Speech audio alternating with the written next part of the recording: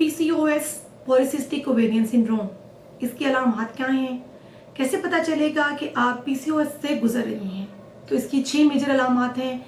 Number 1, चेहरे पर या जिस्म पर गैर जरूरी बालों का आ जाना, कि बाल मोस्टली चीन या साइडों पे आते हैं और बहुत थिक और डार्क होते हैं।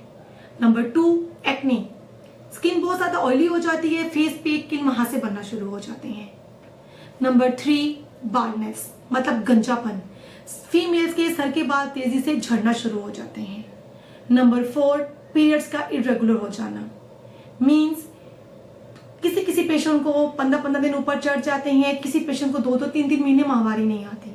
पीरियड्स का इरेगुलर होना भी एक अलामत है। नंबर 5, वजन का बढ़ जाना। पॉलीसिस्टिक ओवेरियन सिंड्रोम और वजन का बढ़ने का कनेक्शन बहुत ज़्यादा है। तेजी से वजन का बढ़ जाना, स्पेशली पेट का वजन बढ़ना, एक पीसीओएस की अलामत है। नंबर 6, ये जो हमारी नेक है, अंडर आर्म्स हैं या स्किन फोल्ड्स हैं, उनका बहुत ज़्यादा डार्क और थिक हो जाना। ये 6 अलामत अगर आप में है तो आप समझ लें कि आप पीसीओएस से गुजर रही हैं।